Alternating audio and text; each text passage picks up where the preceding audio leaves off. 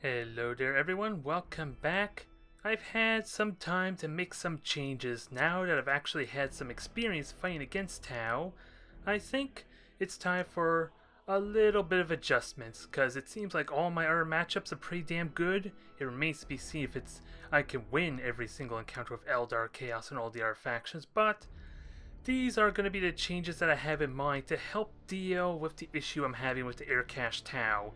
There's still going to be a lot of experimentation to do, especially since I completely reworked my dauntless there. Because my overlords at the moment, I have decided to remove their power ram and instead give them the overcharge, the disruption overcharge.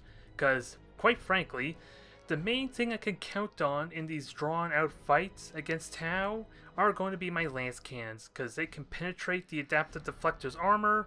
They're going to do bonus damage to the shields, which in turn makes it a lot more easier for me to get that permanent damage.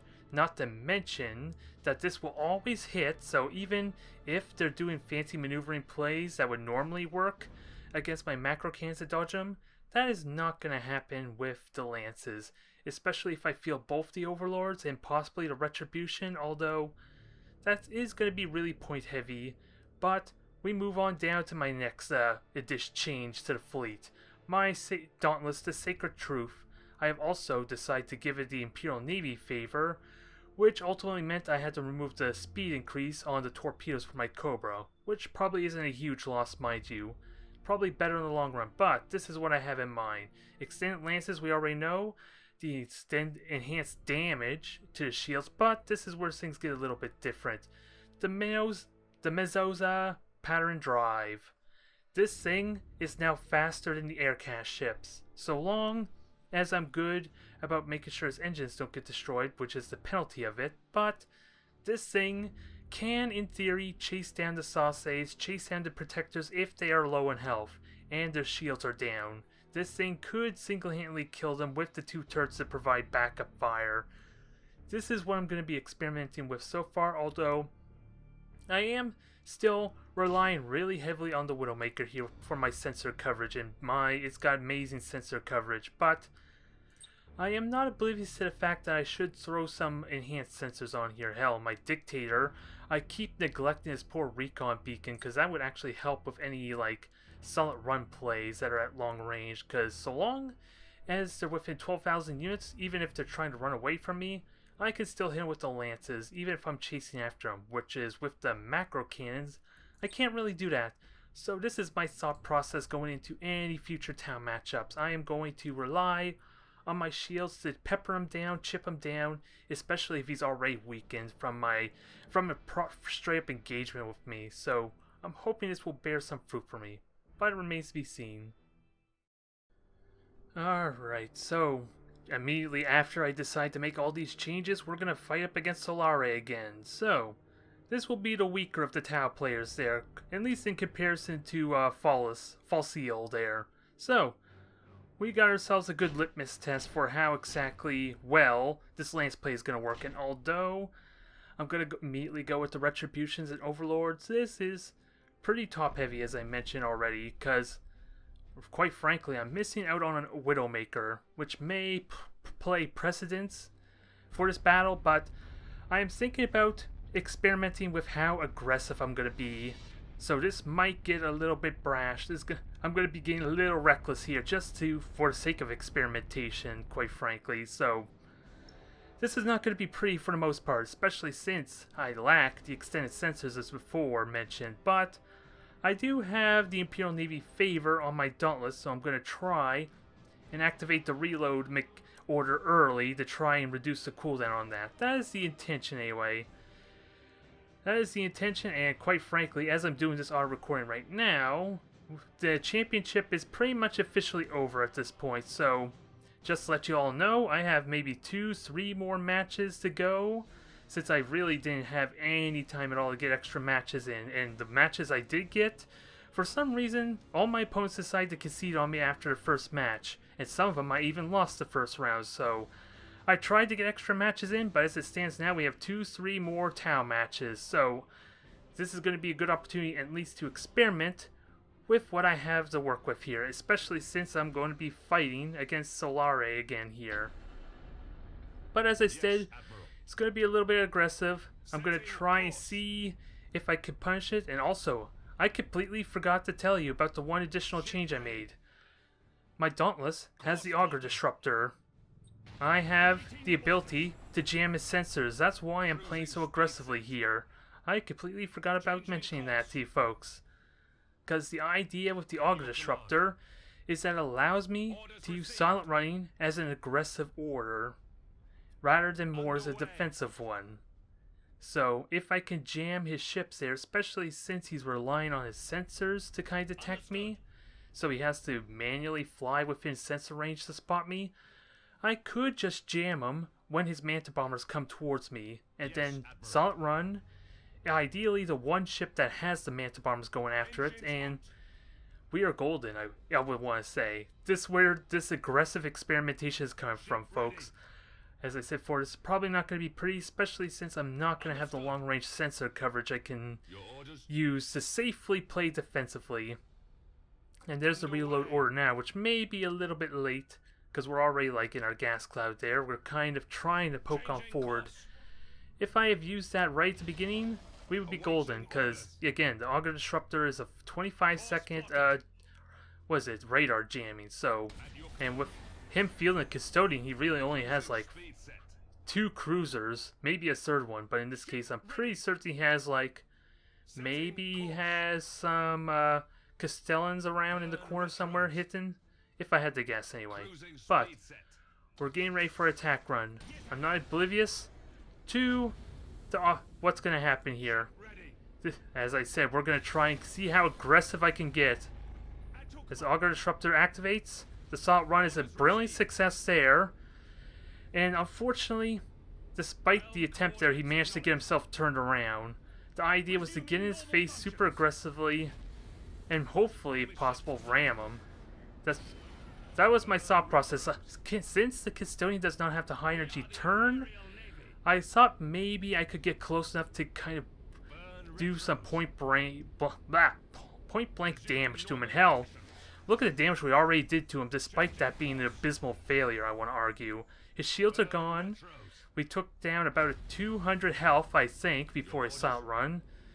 So all in all, I don't think that was a bad engagement. I just don't have a backup plan because of how aggressive I was being. I think I may have overdid a little bit, but I'm not gonna lie. I'm happy with how that may have turned out there. Although for the remainder of this match, I am not in a good place right now because my Silent Run just burnt out on my one Overlord who's hanging in the back, kind of a little bit out of position for my Retribution other ships to defend them. So I am mindful of that, especially since I have to deal with these warners anyway, which we're taking care of very quickly.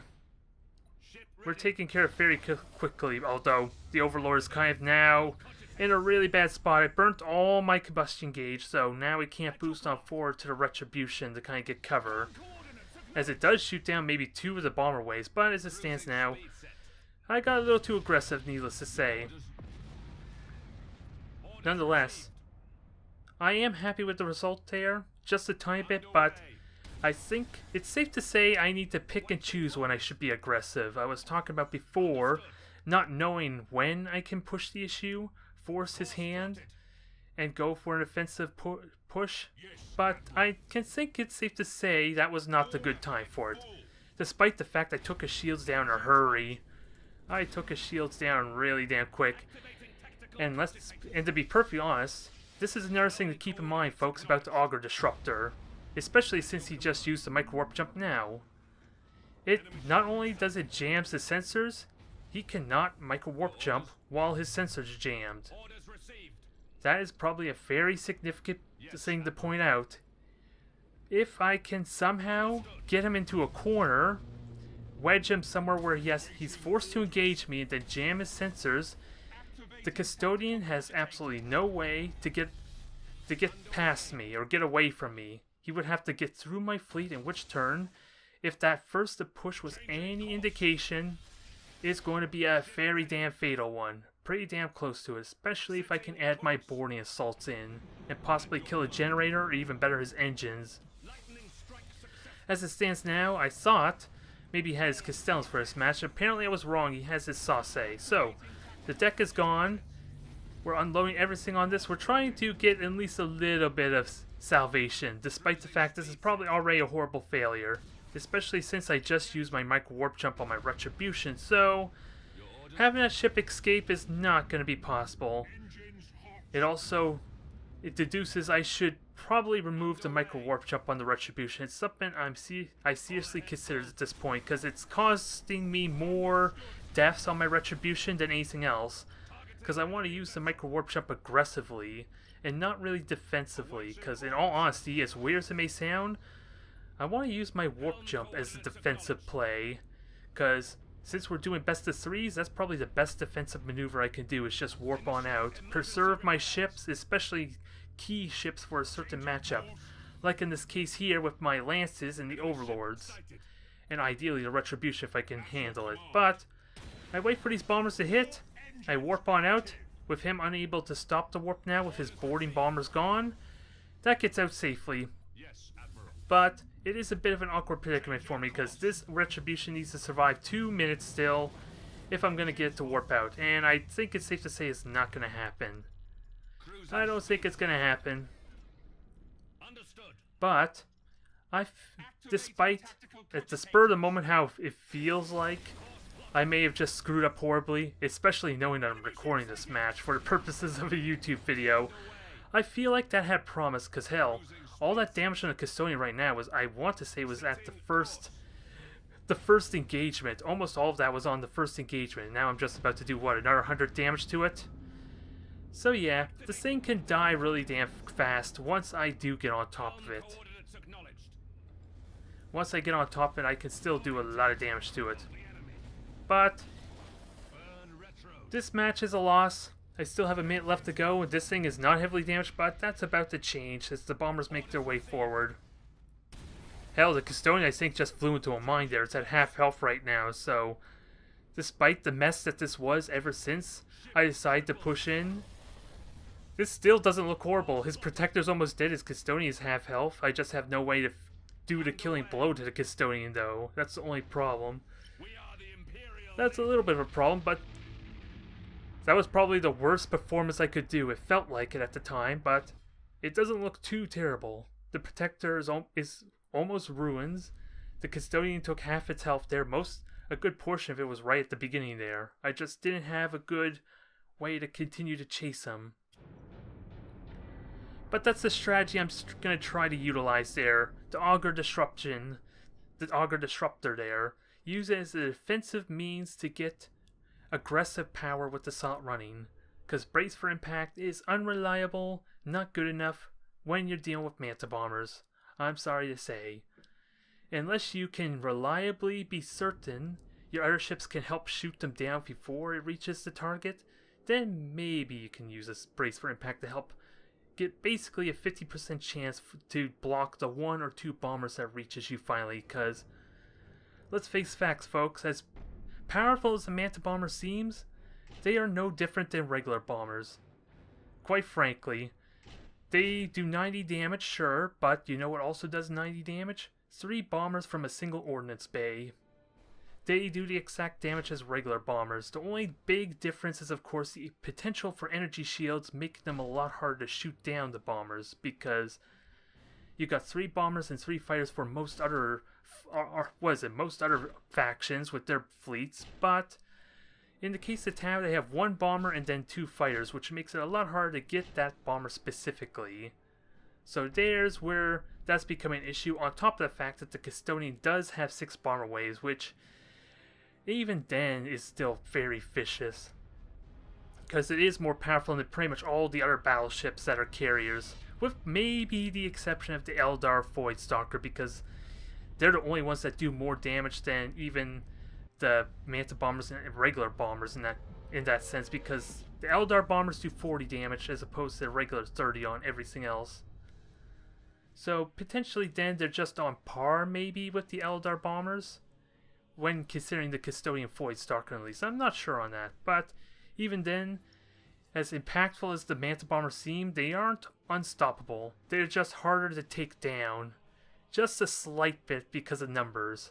2 fighters first and 1 bomber versus 3 bombers and 3 fighters for every other faction makes them a little more difficult. If they didn't have energy shields, Manta bombers are kind of a joke, because they are suddenly the easiest thing to shoot down until they get that energy shield. But without my Overlord for this matchup, I decide to throw in a Dauntless, a Tyrant to help supplement my lost Overlord that I normally field for this. So, as I said before, this is going to be a lot of experimentation, although experimentation is not really a good thing for a championship, mind you, but I'm kind of doing it to myself because I haven't even played any ranked matches before this championship really began, so I'm kind of doomed to inexperience anyway. And right now, all the other factions have been really good for me. It's just Tau, at least Air Cache Tau, I need to figure out. And I have some ideas, don't you worry. I have faith the Lancers are going to do well because, again, since they're turrets, they're always going to be shooting at the ships if they're running away from me. I just got to make sure I have vision of them, and ideally stay in 12,000 unit range as much as possible. And in the most extreme situations, I could consider enhancing the lance range, but I don't know if that's going to be as effective as I like, considering the Widowmakers only got 12,000 sensor range. A lot to think on still, but I feel like this is a working strategy. As he pokes on forward, he's going with the Devil Demiurge, the Devil Stronghold, which, thankfully for me I guess, he has no asteroid belt. Absolutely none on his half the map. I haven't been paying attention if there's wreckage somewhere for him, because he could still benefit from wreckage somewhere near his spawn. As for some reason flies into a mine. Don't ask me why he did that, but okay. But even though I'm not quite all that experienced with Devil Stronghold, in essence, they are no different than fighting orcs, quite frankly.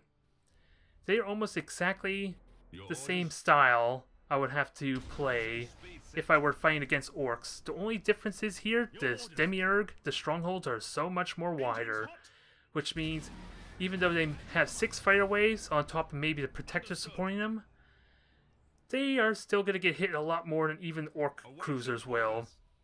Because even then, I think orcs are even more narrower than the strongholds. A bastion, that would be a different story, but as it stands now, I should be really damn good at softening up these 2 strongholds. I just gotta be careful of the bombers as the Dauntless tries to make its way back. Sadly, point defense were not up for the challenge. They were not up for the challenge, but I can easily repair almost all that damage and Silent Run to make it avoid even further hits. So, Protector is coming on in. I'm prepared to receive it there. I am not oblivious to strongholds, and as I said before about softening up, we see the fruits of our labor. Both of them have easily lost about 200 health. Maybe 100 for the first one on the left, though. But I got more torpedoes to send its way. A lot more torpedoes. And I am not afraid of them. I just gotta be mindful of them getting close to the station, because I still have shield transfers. I still have a supercharged void shield available for both my Tyrant and Overlord. So if they're in the way, if they can soak the fire, that would be pretty good. But as it stands now, my positioning isn't exactly the best, as I send my, I believe that's my Overlord on the left there. I'm sending that to go fight. Yeah, it is my Overlord. I'm sending to fight off the Protector and Sauce, and leaving my Dictator and Tyrant to fight off the 2 strongholds. And I'm in a good position. I have 2 beacons with shield transfers if the need arises to kind of soak the damage. But I also have bombers. I have a lot of torpedoes about to come back up. And we still can deny him his micro warp jump. Because quite frankly, these Cobras work great at denying a micro warp jump right next to his station. So he has to manually fly right on in. Especially since he burnt most of his thrusters anyway, trying to get in close. And I still have fighters to shoot down the majority of these torpedoes. So, while the station is still taking damage, just look at the torpedoes at work, folks. Point blank range against the strongholds just means his fighters are going to get shot down. And look at them just melt. All 3 torpedo salvos are amazing hits. Not perfect hits, but amazing hits. I just took out the first one relatively quickly, and the other one lost almost half its health there from the remaining salvos. And a good Tyrant Power Ram to send it packing. And I see the comment about him how lucky I got. I don't even see him getting in range, quite frankly. I don't even believe he was in range to use the cutting laser, so I don't think asteroids would have made that much of a difference. If anything, it probably would have just given me more time to soften him up with torpedoes, I would argue. It's hard to really say. All I know is he wasn't even close enough to hit with the cutting laser, and I do have shield transfers available to at least block the first one's charge, to an extent. The only downside, if I want to really criticize my fleet and movement there, was not having a tyrant or the overlord at least right in hugging the station, because again, it has the supercharged void shield, so I can afford to let that take the hits, especially since the Demiurge has no real way to get around the overlord and without destroying it, because they have no high energy turn to try and outmaneuver me. Not in the slightest. It's just a micro warp jump I might need to be cautious of. He could possibly jump over to the other side. But even then, I still have shield transfers from really all my ships to help deny at least armor damage. So now, we're down to match point, the final game for this town match. I don't really think I learned a whole lot about being aggressive, mind you, but I am happy about how the auger disruption worked. The only problem is now, the only real problem is I don't have that Dauntless anymore because I kind of let it die in a blaze of glory. And even worse, I only have one Overlord to really utilize the shield overcharge to kind of bring down shields relatively well. So this is probably not the most optimal fleet, I won't lie, but that was more my own undoing, my own little mistake trying to get so careless, so aggressive. At least if I want to play a serious match, where I probably would need to play defensively still and look for a window, look for an opportunity to get aggressive, because I feel like I could do damn well against Tau defensively. It's just with their mobility and their ability to turn rapidly, it is hard to chase them down. So this is where I try to play a serious game and try to figure that out a little bit more, especially since I don't really have the second Overlord, let alone my Dauntless, to kind of take full advantage of the changes I made. So really all I have is this, my standard standing fleet there, and I know how to utilize it. It's just a tiny bit of a mismatch, just a tiny bit.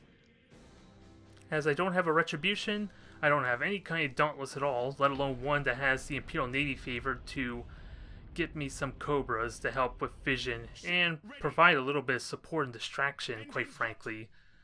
Because the one thing I would like to use with the Cobras is to try, in best case scenario, force the Manta Bombers when I'm trying for an aggressive push, but ideally I want the Cobras to shoot down the fighters that are defending the Custodian, because it has the speed to keep up with it. And since I can kind of position where it spawns, even though I do lack the extended sensors, which actually will help with deploying the Cobras a little bit better, it's going to try and shoot down the fighters and make it more, and really all the Tau ships more susceptible to the torpedoes, quite frankly. Especially the Custodian, because that's really what's making the Custodian so hard to kill, is all the sheer number of fighters it has, quite frankly. That is kind of the truth there a little bit. It's probably easier said than done though, because again, my only real form of sensors reach detecting ships is the Widowmaker, and while that's been working really damn good for me so far, just rely on the Widowmaker, because I have been protecting it really damn well. I have been protecting it really damn well just because I can easily put it behind my fleet, and it doesn't hinder my combat potential at all, because of all my ships has the exact same range, if not slightly less range than the actual Widowmaker's sensors. So it works out fine. I like to think this way. Although this is going to take a bit of an interesting turn as we progress, because he is going to try and deliberately go after the Widowmaker once we start to engage. And take a look at that, folks. His sensors was just completely denied. I don't know if he has a second one still or not, I can't quite recall, but this is a huge victory for me right here. Even out in the middle of nowhere with no gas clouds, I do not have to burn a solid running here. Not in the slightest, but nonetheless I do turn my attention to the Protector, trying to at least chip it down, do some extra damage. As he does start to detect me there, he starts to lob his torpedoes, Protector bombers go out. And let's see, I do try to defend this. I'm not quite in a safe area where I can just straight up... What is it? Can't straight up silent run. Although, now that I see him flying away, that's what exactly I do there. I check the sensor range quickly, I silent run, because he kind of opened up that window for me. So bombers are a complete dud. Even the custodian bombers are gone. And we're even getting some hull damage on the protector, if only minor damage, because again, I would like an extra overlord so that way I have 4 lances to shoot him down, with possibly a dauntless. But here comes the window I was talking about. He is going to come after this Widowmaker. He sees it, he wants blood, and I'm going to be struggling to punish him for it. Relish in this moment, folks, because he is going to get denied in a moment. First up, the Tyrant with the power rams is going to go in point blank and smash him to death. Going to hurt, and all the while I told you before about killing fighters, we just got a beautiful torpedo salvo on top of that. With his fighter count being knocked down, whittled down a bit, especially with the Dictator's fighters, I wasn't paying attention to them. They were probably also contributing to that engagement, especially with bombers as well. We finally got an amazing torpedo salvo in, and they immediately, half the health of the Custodian is gone. If nothing else, that is an amazing victory to kind of show that I can kill Tau in close range, as he tries once more. He tries again to kill this poor thing. He gets a fire assault. He tries to fire secret missiles on it, but it's going to survive. Even with the Manta Bomber there, it's going to survive, folks. I have repairs already active on it, so it's going to completely negate that fire. I can tell you, that felt good watching right there. Although it's still not over yet, as much as I love to brag about how successful that was. How easily it seems we denied that result. Although in theory, I probably could have braced for impact to maybe mitigate and keep that Widowmaker alive longer. Although I did silent run before he did the charge in, so it's kind of hard to say if I could have preemptively knew he was going to do that aggressive play to save the brace for impact, because that would have helped ensured it stayed alive more. Because with how close it is to heavily damaged, he could have still killed it, I'm not going to lie. A brace for impact would have made that almost impossible for him to kill outside boarding and potential bomber missile hits. As it stands now, he's on the retreat. He is on the retreat, and I have to figure out some way to pincer him into a corner as I conceal the Widowmaker, try to hide it, and get ready for another push forward. Because it is lagging behind a good amount. It is lagging behind a good amount, but he still lacks fighters. He's lost half his health in point defense, so that's like, what, 5 point defense less he has? And take a look at that, folks. This is what happens to a Custodian when you do not have fighters and you actually get some damage in there. That was just with 5 points defense he lost, mind you. Now he's down to what? He lost 7, I think? So he's still got a good amount of point defense, but this goes to show you how much he needs those fighters. How much the Custodian needs those things to stay alive as he gets ready to do his engagement run. I don't think I'm in the best situation for this because I did burn my silent running. And I did not take evasive maneuvers like I should have here with this Tyrant. As it stands now, it is still in good fighting condition there. It did take a lot of damage, I will admit. But once repairs in this last Manta Bomber is dealt with, it'll still be at half health. I just gotta get better at predicting when he's gonna do it. I have high energy turns still, so that a wider torpedo arc would be better, quite frankly. So we try and do some damage here. Again, this is where the lances are so valuable, because think about it. With the Retribution, 2 Overlords, just imagine how much damage he takes just from the lances alone here. And because I'm shooting his rear, he is also going to take a lot of damage from the macro cannons too. This is where I need to get that down and fine-tune it. Get the most out of this aggressive push, because in all honesty, I'm not going to be able to chase him. I do have torpedoes to continually keep hitting him, as I think accidentally alt-tabbed there. That's probably what happened in audio during that match, so I apologize for that disruption. But torpedoes are still amazing hit. They looked like they were all amazing hits anyway, because I know he did assault running. I'm not going to lie. Even with all this tedious kiting we're going to have to do, or chasing, this is a damn good exchange for me. I don't think you can argue otherwise.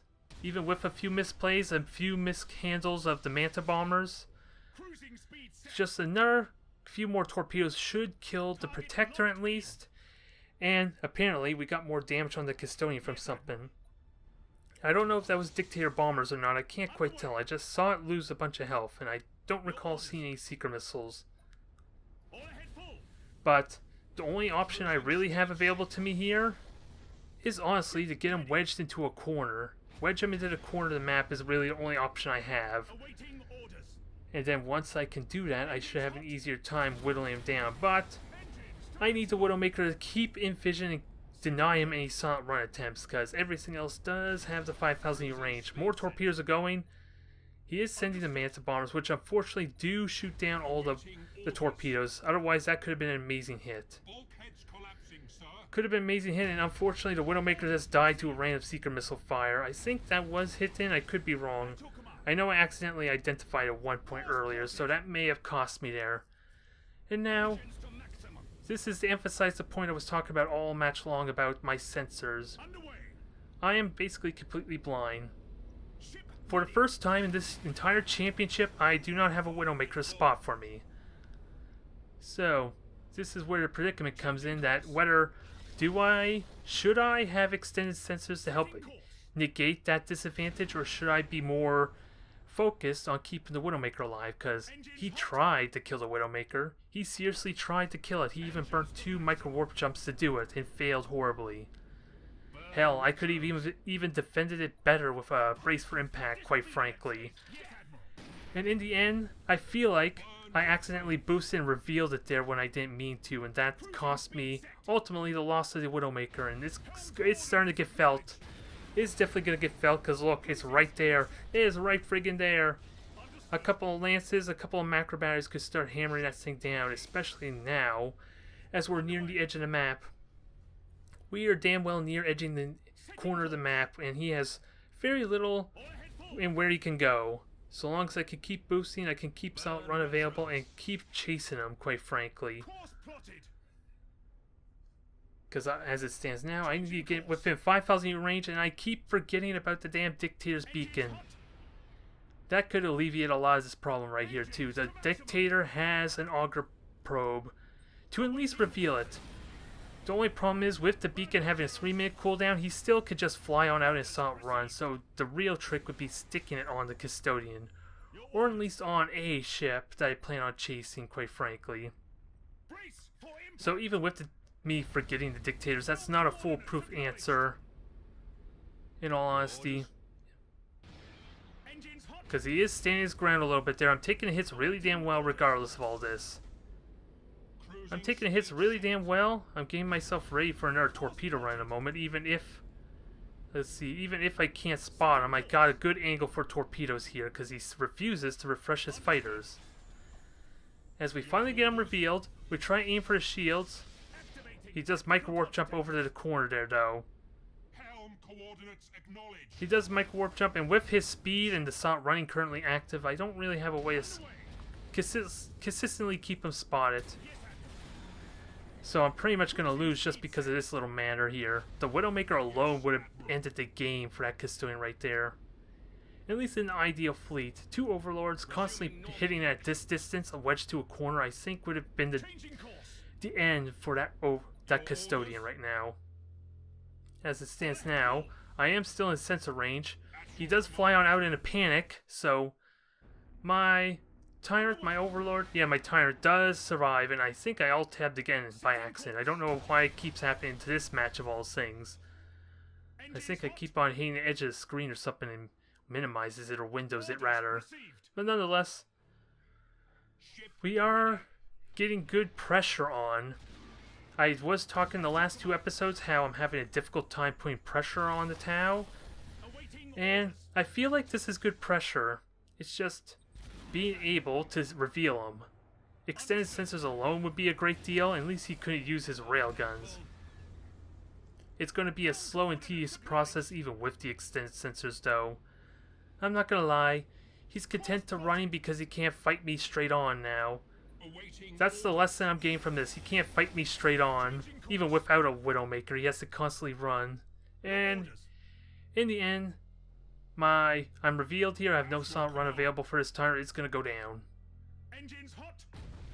But, if nothing else, there is something to be gained from this.